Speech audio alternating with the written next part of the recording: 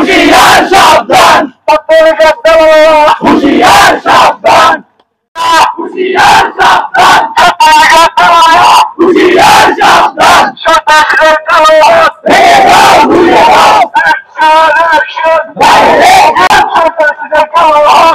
দাও ঘুরিয়ে দাও,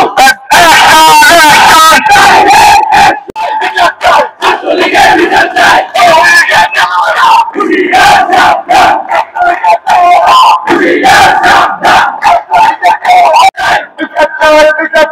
ছাত্রলীগের বিচার সন্ত্রাসীদের কালো হাত ভেঙে দাও ঘুরিয়ে দাও,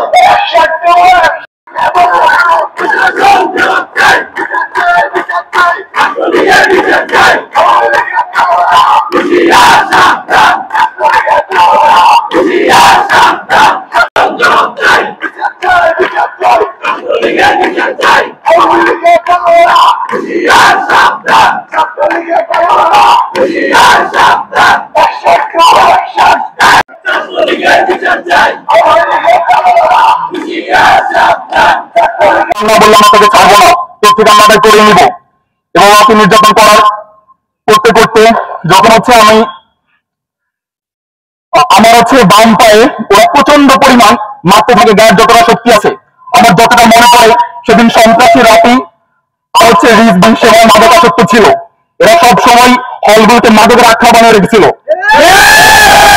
এরা সারাদিন মাদক নিত, রাতে আমাদের ভাই নিরীহ ভাইদেরকে ধরে ধরে শিবির স্বীকারোক্তি নেওয়ার জন্য প্রত্যেকটা হলকে আয়নাঘরের মতো টর্চার সেল বানিয়ে রেখেছিল।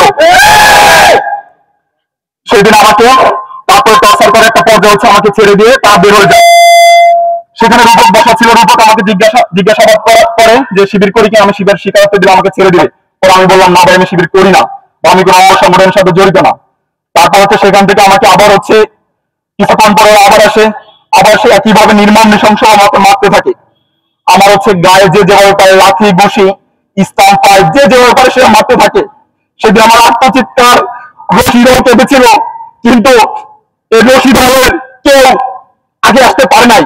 কারণ যে আগে আসবে তাকে কিভাবে শিবির দৌড়ে তাকে কিভাবে নির্মম নৃশংস টর্চার করবে।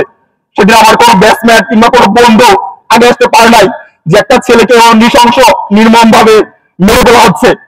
সেদিন হতে পারতাম আমি কোর্টের আবদার, কিন্তু আল্লাহ আমাকে বাঁচিয়ে রাখছে মনে হয় আজকে এটার বিচার দেখার জন্য। আমাকে এরকম টর্চার করার পরে আবার হচ্ছে তারা জিজ্ঞাসাবাদ শুরু করে, আমি আবার অস্বীকার করি না আমি শিবির করি না। আমি তখন হচ্ছে একটা জিনিস হচ্ছে আমার মধ্যে আমি বুঝতে পারছি যে আমি যদি শিবির স্বীকার করি তারপর হচ্ছে আমার থেকে নাম আদায় করবে যে আবার তারা শিবির করে। আমি যদি নিজে শিবির করি না, কেউ যদি আমি নিজেকে বাঁচানোর জন্য যদি কারো নাম বলেও দেই, তাহলে হচ্ছে তারা তো তাকে ধরে কেউ নৃশংস নির্মমভাবে নির্যাতন করবে। আমি সেদিন হচ্ছে অমর ছিলাম, যদি আমার জীবন চলে যায় আমি আমার কোনো বাইরের ক্ষতি করবো না। আমি চাই না আমার মতো আর কোনো জাহিদুরকে এরকম টর্চার সেলের সম্মুখীন হতে হয়। আমি সেই জাহিদুর এই ধরনের হচ্ছে বিচারের সম্মুখীন আর কখনোই হইতে চাক। এই ধরনের নৃশংস কারণ নির্মম অত্যাচারের স্টিম রোলার কারো উপর হোক, আমরা কোন জাহিদুরকেই যেন কোনোদিন এই কুয়েটার বিচার চাইতে না হয়, প্রশাসনের কাছে আমরা এই দাবিটাই রাখবো। আমি হচ্ছে সেদিন আমার বন্ধু পাথর আমি হচ্ছে নামাজ পড়ার জন্য হচ্ছে রশিদম থেকে বেরিয়েছিলাম। তখন লিডার 18-এর আদনান রাফি যে একটা সন্ত্রাস, তাকে সন্ত্রাস বললে ভুল হবে, সন্ত্রাসের লেভেল সে অনেক আগে ক্রস করেছে। সে রাফি আমাদের পথ রোধ করে, পার্থক্য জানতে চাই আমরা পড়ে যাই। তারপর আমরা নামাজ পড়ে আসার পরে টিটি রুম ওয়েট করার পরে আমি যখন আমার রুমে ছিলাম, সেদিন আমাদের সেকেন্ড ইয়ারের দ্বিতীয় সেমিস্টারের প্রথম ক্লাস ছিল। আমি ক্লাস নোট ছিলাম আমার রুমে, রশিদুল 117 নম্বর রুমে। সেই রুম থেকে ছাত্রলীগের 6-7টা সন্ত্রাসী এসে আমাকে ধরে নিয়ে যায়, যার মধ্যে ছিল রাফি, সাফাত, মিঠু, ফুয়াদ, রিজবি, রূপক। তারা আমাকে ধরে নিয়ে যায় আমার বন্ধু পার্থ রুমে। পার্থকে প্রথমে রুমে রেখে আমাকে রুম থেকে বাইরে রাখে, কিছুক্ষণ পর আমাকে রুমে প্রবেশ করে। রুমে প্রবেশ করার পরে তারা আমাকে বলতে থাকে আমি নাকি শিবিরের সাথে জড়িত। এখানে আমার জুনিয়র, আমার ব্যাচমেট, আমার সিনিয়র যারা ছিল এরা সবাই জানতো আমি কেমন ছিলাম বা শিবির করতাম কিনা। আমি হচ্ছে যখন হচ্ছে কোভিড এর মধ্যে আমাদের অনলাইন ক্লাস হয়, অনলাইন ক্লাসের সময় হচ্ছে আমি একটা দুর্ঘটনার শিকার হই। সেই দুর্ঘটনায় আমার বাম চোখের উপর হাড় ভেঙে যায়। হাড় ভেঙে যাওয়ার ফলে আগে থেকে আমার ফটোগ্রাফির সমস্যা ছিল, যে সমস্যাগুলো গুরুতর আকার ধারণ করে। এই সমস্যাগুলোর জন্য হচ্ছে আমি আমার একাডেমিক লাইফে ফোকাস করতে পারি নাই কোভিড এর মধ্যে, যার জন্য হচ্ছে আমার ফার্স্ট ইয়ার হচ্ছে একাডেমিক রেজাল্ট খুবই খারাপ হয়। তো আমি তাদেরকে হচ্ছে, তাদের দাবি ছিল, তাদের হচ্ছে যে প্রশ্নগুলো ছিল যে তুই সারাদিন হচ্ছে রুমের মধ্যে একা থাকিস, কারোর সাথে মিশিস না, ছাত্রলীগের কারোর সাথে মিশিস না, ছাত্রলীগের কোন হল প্রোগ্রামে যাস না। হলটা কি ছাত্রলীগের বাবার যে আমরা হলের করে ছাত্রলীগের বাইরে উঠতে হবে? এই ছাত্রলীগ কেন আমি হল প্রোগ্রামে অংশগ্রহণ করি না? কেন আমি তাদের বাবা শেখ মুজিবের হচ্ছে মৃত্যুবার্ষিকীতে প্রোগ্রামে অংশগ্রহণ করি না? তার জন্য আমাকে সার্চ করা শুরু করে। আমি বলি যে ভাই হচ্ছে আমি অসুস্থ, আমি হচ্ছে আমার একাডেমিক লাইফ নিয়ে অনেকটাই ভেঙে পড়েছি, মানসিকভাবে আমি বিধ্বস্ত, আমি এই জন্য সবাইকে একটু এড়িয়ে চলি। আমি তখন হচ্ছে আমার শেষ যে সেমিস্টার ফাইনাল পরীক্ষা ছিল, সেই ফাইনাল পরীক্ষার জন্য কারোর সাথে এভাবে হচ্ছে পড়াশোনা উপস্থাপন কারোর সাথে মিশতে পারি নাই। এই সকল বিষয়গুলো তাদের সামনে উপস্থাপন করি। তাদের একটাই কথা, তুই যদি আজকে শিবির শিকার না করিস তাহলে তুই বুঝতে পারবি যে তোর থেকে আমরা কি করে শিবির শিকার আদায় করে নিতে হয়। এবং তারা সেই শিবির আদায় করার, স্বীকারোক্তি আদায় করার যতটা নৃশংস পাশবিকতার পরিচয় দেওয়া যায়, সেদিন 115 নম্বর হল এবং গেস্ট রুমে আমাকে প্রায় 7 থেকে 8 ঘন্টা যাবত সেই টর্চার করে আমাকে হচ্ছে মাগরিব পর্যন্ত সময় দেয়। আমি হচ্ছে মাগরিবের নামাজ পড়ে হচ্ছে তারা আসার পর হচ্ছে আমার থেকে আবার স্বীকারোক্তি চায়। আমি বলি না ভাই, আমি শিবির করি না। এটা বলার সাথে সাথে হচ্ছে রাফি আমার উপরে হামলে পড়ে, আমার মুখে চট থাপ্পড় মারা শুরু করে, ঘুষি মারা শুরু করে, আমার চশমা পড়ে যায়।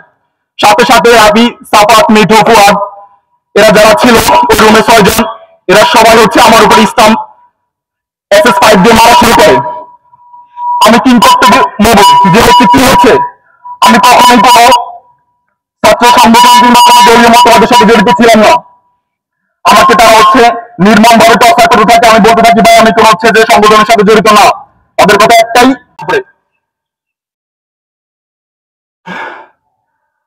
আমি হচ্ছে ফ্লোরে বসে পড়ি, তারা বলে আমি নাকি বন্ধ করছি। আমাকে আবার জোর করে দাঁড়া করে আবার মারতে থাকে। তারা হয়তো ভয় পেতে থাকে আবার ভাইয়ের ঘটনা থেকে যে আমি হচ্ছে সেন্সলেস হই কিংবা মারা যাই কিনা। এই জন্য হচ্ছে তারা আমাকে পানি হচ্ছে বালতিতে করে পানি নিয়ে এসে হচ্ছে আমার গায়ে এবং হচ্ছে মাথায় পানি দিতে থাকে, যাতে আমি সেন্সলেস না হই, আমাকে যেন আরো ভালো করে মারা যায় সেন্সলেস না হওয়া পর্যন্ত। তারপর হচ্ছে লিডার 17 এর রায়হান আসে। তখন রায়হান ছিল রশি দলের সমন্বয়ক। রায়হান এসে আমাকে এমন ভান করে যেন কিছুই জানে না। ও বলতেছে ভাই তোমাকে কেন ধরছে, কি জন্য ধরছে। হচ্ছে আমি বললাম যে ভাই হচ্ছে এরকম এরকম হচ্ছে আমাকে শিবির, আমি নাকি শিবির করি, তারা শুনছে আমি শিবির শিয়ারত্ব দিতে। আমি তো ভাই শিবির করি না। বলে দেখো তুমি তো হচ্ছে এদের জুনিয়র ইমিডিয়েট জুনিয়র, এখানে তুমি বেঁচে গেছো। তুমি যদি হচ্ছে আমাদের ইমিডিয়েট জুনিয়র হই তাহলে এরকম তুমি বেঁচে থাকতে না। আমি ভাবছিলাম হয়তো রাফি হচ্ছে রায়হান হচ্ছে আমাকে হয়তো বাঁচাবে। রায়হানের সাথে সেদিন তুর্য ছিল লিডার ইঞ্জিনিয়ারিং 17 ব্যাচের। এরা হচ্ছে রশিদলের হচ্ছে যত হচ্ছে এরকম টর্চার সেল ছিল, আয়নাগরগুলোর এই হচ্ছে লিডিং পয়েন্টে ছিল এই ফারিস, তারপর হচ্ছে রায়হান, তুর্য। এই রায়হান তুর্য আমাকে জিজ্ঞাসাবাদ করে কিছুক্ষণ পরে তারা হচ্ছে তাদের জুনিয়রকে বলে দিয়ে যায় যে হচ্ছে তোরা এতক্ষণ ধরে কি করতেছিস। তাদের উপর রাগ হয়ে যায় কেন তারা আমার থেকে এতক্ষণের কোনো স্বীকারোক্তি নিতে পারতেছে না। তারপর তারা বলে যায় যে হচ্ছে ওরা তো হচ্ছে কারেন্টের শব্দে। চিন্তা করেন আমাদের বাবা মা আমাদেরকে এই কোয়েটে পড়াশোনা করার জন্য পাঠিয়েছে, আর সেই কোয়েটে আমাদেরকে শিবির স্বীকারোক্তি দেওয়ার জন্য সাথে ঝুলানোর নির্দেশ দেওয়া হয়, আমাদেরকে কারেন্টের শব্দের নির্দেশ দেওয়া হয়। কেউ থাকে না এর বিরুদ্ধে কথা বলার জন্য, আমাদের পক্ষ নেওয়ার জন্য। ভাগ্যক্রমে সেদিন আমাকে কারেন্টের শব্দ দেওয়া হয় নাই। আমাকে আবার নৃশংস ভাবে 3-4 জন গ্রুপ আকারে মারতে থাকে। মারতে মারতে ওরা ক্লান্ত হয়, ওরা নেশা করে, ওরা পানি খায়, কিন্তু আমরা ক্লান্ত হই না। আমাকে মারে আর বলতে থাকে আমি কেন তাদের কাছে কাকুতি মিনতি করতেছি না, সেজন্য আমাকে আরো বেশি মারতে থাকে। একটা পর্যায়ে যখন আমি আর কোনো স্বীকারোক্তি দিচ্ছি না, সে সময় হচ্ছে কিন্তু লিডার ইঞ্জিনিয়ারিং 17 ব্যাচের রায়হান চলে যাওয়ার পরে আবার সেখানে তুষার আসে লিডার ইঞ্জিনিয়ারিং 18 ব্যাচের। লিডার ইঞ্জিনিয়ারিং 18 ব্যাচের সাফাত, তুষার এরা আমাকে তো মারতেছেই, পাশাপাশি আমার মা বাবা ভাই বোন আমার ফ্যামিলিকে নিয়ে অশ্রাব্য ভাষায় গালিগালাজ করতে থাকে। তাও তারপর হচ্ছে তারা আবার চলে যায়, কিছুক্ষণ পর হচ্ছে আবার সে রায়হান আহমেদ আসে। রায়হান এসে আমাকে জিজ্ঞাসা করতে থাকে যে তুমি শিবির করো, স্বীকারোক্তি দাও। আমি যখনই বলি যে হচ্ছে ভাই আমি শিবির করি না, ভাইরা আমাকে মেরে ফেলবে, আপনি আমাকে বাঁচান। আমি যখনই ওকে বললাম যে ভাই আপনি আমাকে বাঁচান, এই কথা বলার সাথে সাথে আমার হচ্ছে গায়ে কোমরে ইচ্ছে মতো লাথি দিতে থাকে, ওর গায়ের সর্বোচ্চ শক্তি দিয়ে। আর বলতে থাকে ওর যে জুনিয়র হচ্ছে, ওর যে সন্ত্রাসী গ্রুপের যে জুনিয়র আমাকে মারতে থাকে, আমি নাকি তাদের নামে তার কাছে বিচার দিয়ে আমি নাকি তাদেরকে অপমান করেছি। আমাদেরকে মারবে, আমরা কোনো বড় ভাইয়ের কাছে বিচারও দিতে পারবো না। ও তো বড় ভাই না, একটা কুলাঙ্গার, ও একটা জানোয়ার। এই কুলাঙ্গার হাতে লেগে আছে আমাদের হারুন ভাইয়ের রক্ত, এই কুলাঙ্গার হাতে লেগে আছে আমাদের হচ্ছে মাহাদি ভাইয়ের রক্ত। এই কুলাঙ্গার আমাকে মারতে থাকে, লাঠি দিতে থাকে, সাইড দিয়ে মারতে থাকে। আমার তখন বাম্পার অবস্থা এতই খারাপ, আমি পাগল প্রায় যন্ত্রণায়। তারপর এর মধ্যে আমার চিৎকার যখন রশিদ আকাশ বাতাস প্রকম্পিত হতে থাকে, আমার চিৎকার যেন বাইরে থেকে শব্দ না শোনা যায়, সেজন্য তারা বক্স নিয়ে আসে, বক্স নিয়ে যে আই বলিউডের গান বাজাতে থাকে।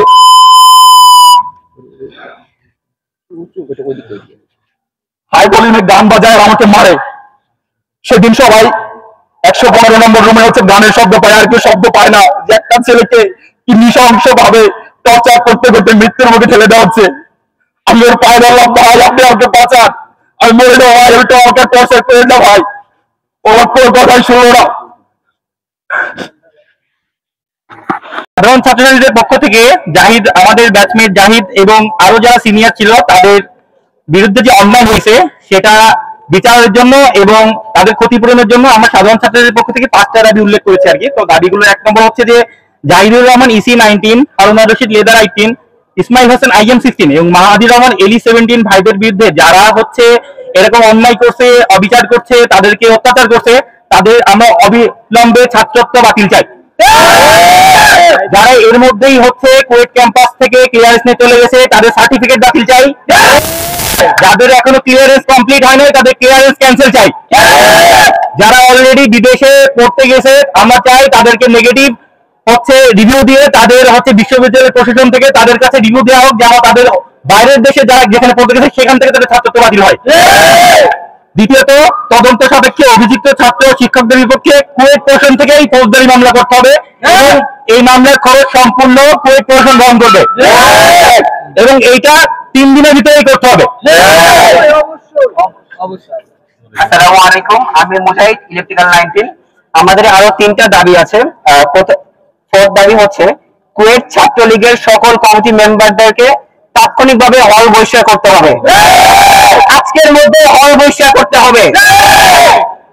কুয়েট কর্তৃপক্ষ দ্বারা শারীরিক, মানসিক ও একাডেমিক ক্ষতির প্রকৃতি ও পরিমাণ বিবেচনা করে নির্যাতিত ছাত্রদেরকে এককালীন ক্ষতিপূরণ দিতে হবে। আমরা শুধু জানি শিক্ষার্থীদের উপর নির্যাতন হয়েছে এমন না, আমাদের শিক্ষকদের উপর নির্যাতন হয়েছে। আমাদের ডক্টর সেলিম হোসেন স্যারের বিচার পুনরায় চালু করতে হবে। আমরা এই দাবি আদায় না হওয়া পর্যন্ত রাজপথ ছাড়বো না, আমরা আমাদের দাবি আদায় করেই ছাড়বো। আমরা আমাদের দাবিগুলো নিয়ে DSW ভিসির কাছে যাব। দাবি আদায় হওয়া না পর্যন্ত কেউ ক্যাম্পাস ছেড়ে যাবো না, কেউ এই DSW ছাড়বো না।